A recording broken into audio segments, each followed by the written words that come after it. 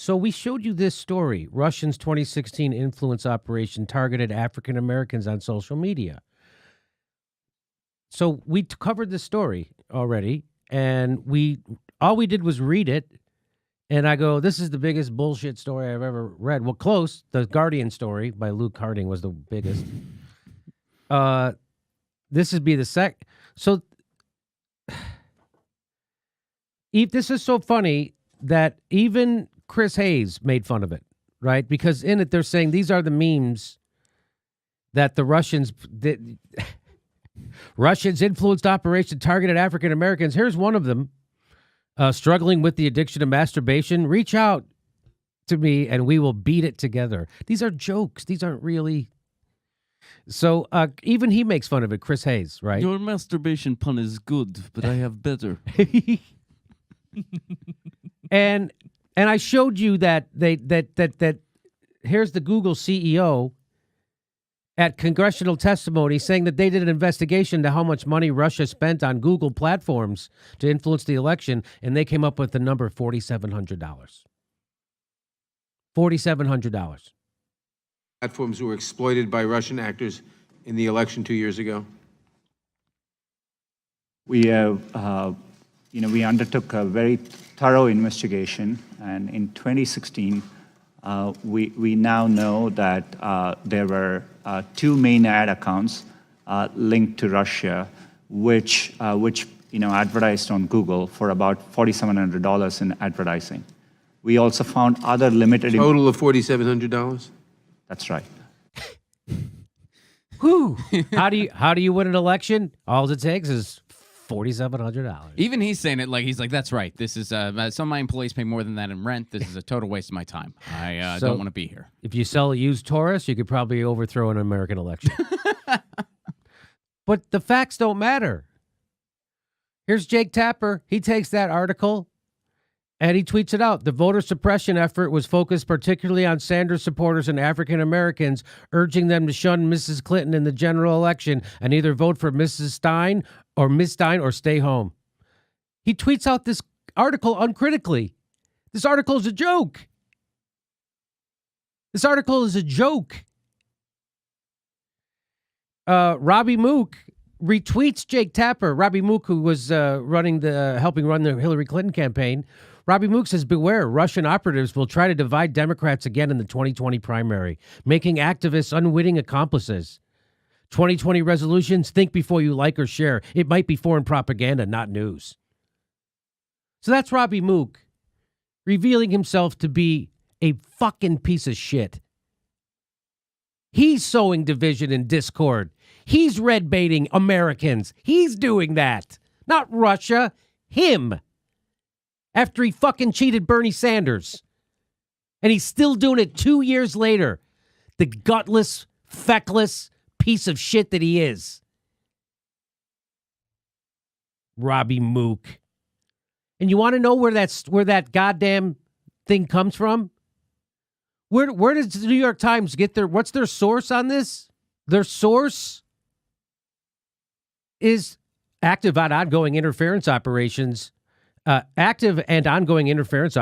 remain on several platforms, says the report, produced by New Knowledge, a cybersecurity company based in Austin, Texas. And I remember saying, who the F is New Knowledge? Who the hell are they? Mm-hmm. Bunch of people I never heard of. I don't know. Well, Ben Norton did a little sleuthing. He found out the breaking New York Times report blaming Russia for working-class people not liking neoliberal capitalist Hillary Clinton is based on a report by a bogus cybersecurity company, New Knowledge, which is run by U.S. government flacks who spread conspiracy theories blaming Putin for protests. So the whole New York Times story is based on this bogus cybersecurity firm. And who are they? Here they are. Here's two of the guys. Here's the one guy. There's New Knowledge. There it is right there. It's from their webpage. Jonathan Morgan, he's the CEO. Jonathan has spent the past 12 years building new technologies and digital products. He's also published research with the Brookings Institution, served as a special advisor to the State Department. And who's his other butt? Who's the guy next to him? The COO and co-founder. It's Ryan Fox. He spent 15 years at the NSA. He's a champion next-generation signet solutions driven to support national security interests. Prior to his civilian roles as a counterterrorism fellow and NSA representative, European signet partners, he served under the U.S. Joint Special Operations Commands and a CNO analyst for the U.S. Army. That's who prepared this report. You want to know one more? Here's one more. Here's Renee DeResta. She's the director of their research. She looks like a nice person. She doesn't look like a con artist who wants to spread propaganda. She has served as an advisor to the State Department, Congress, and other state and federal government institutions. But here's what that's what this is based on. Surprising to my panel? So is this the same organization that was trying to say Black Lives Matter was Yes. influenced by Russia and Apple was influenced? I don't know if it's the same organization. This seems to be like a new report. Oh, okay. This is new, but it's based on the same data. It's based on the so that same was type another of- report. Now they're just basically saying, but they're saying Bernie Sanders supporters and Black Lives, anybody who voted Jill Stein or Liberty or who didn't vote even, you were manipulated not to vote. It's not because the parties suck. It's not because Hillary Clinton wasn't offering you anything.